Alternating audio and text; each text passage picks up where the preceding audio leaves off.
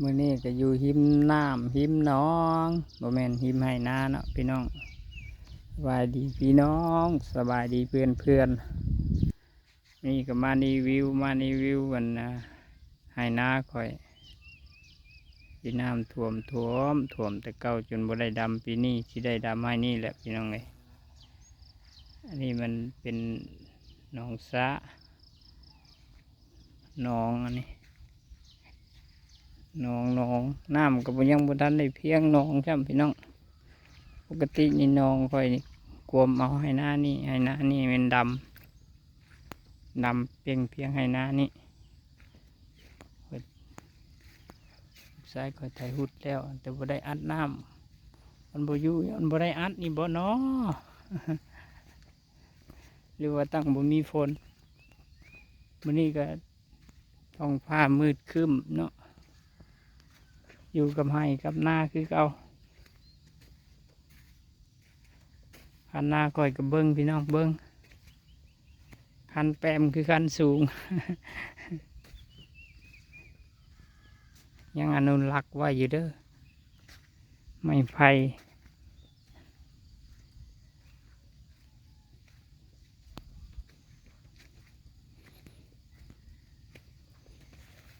เฮ็ดไปด้วยเหือด้วยแห้งพี่น้องบ่ได้เอารถมาเดอะมาดันอย่างมากมายก็เลยดอนกันเลยยังเป็น ยังเป็น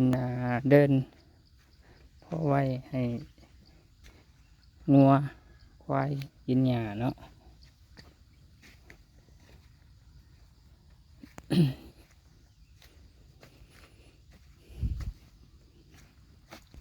วงนาของคอยไทยหุดหมดแล้วนี่ลูกชายไทย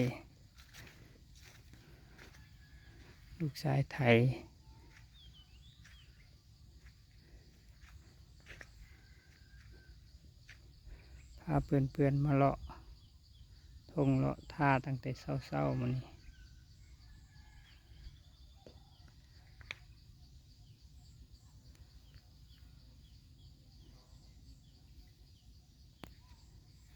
แนมขึ้นท้องผ้าทางเหนือแห้งยังมืดอยู่เนาะพี่น้องเนาะ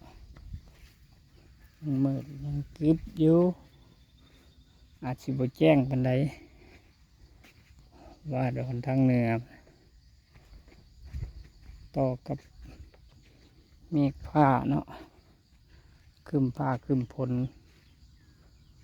คืมแบบนี้ฝนสิตกผ้าแจ้งเพิ่นว่าฝนสิแรงผ้ามืดผ้ามัวปีนี้ก็น่าสิแรงอยู่เดือนนี้เดือน7คือสิบ่ได้ดำหน้าน้ำดอกเพื่อนปีนี้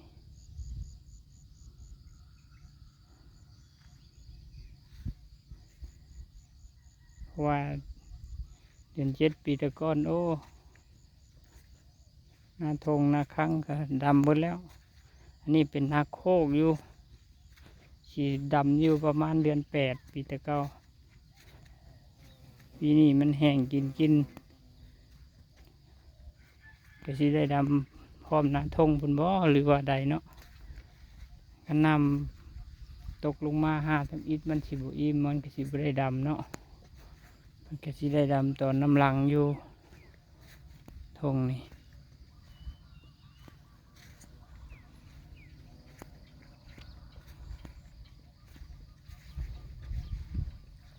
กว้างบ่ค่อยพี่น้องต่อเพื่องก็ยังลายอยู่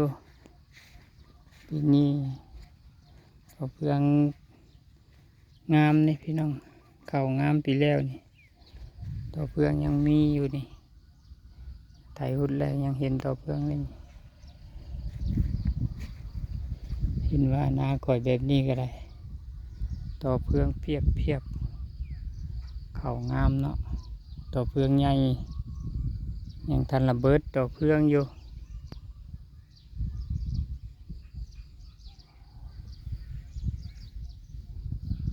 เห็นว่า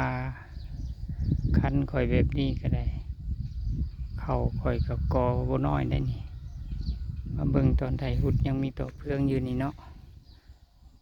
เกือบจะว่านาบุงนาทามของเพิ่นบุญแล้วมันเป็นอามลงจังซี่ จังใดก็ย่าสิมาดำก้อนให้หนึงเนาะ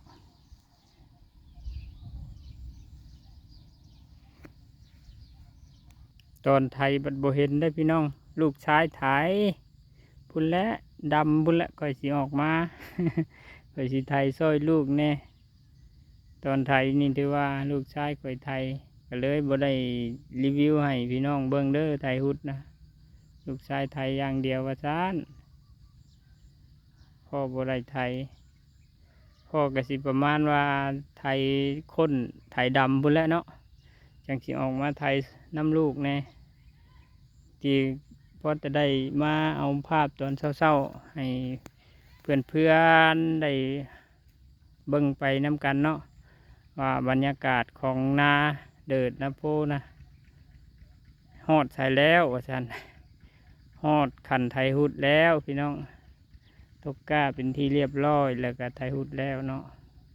แต่ก็สิตกอีกอยู่ตาหนึ่งที่ว่าเป็นนาโคกอีกทงน้องทงหนึ่งไกลๆพุ่นละพี่น้องบัดหม้อสีด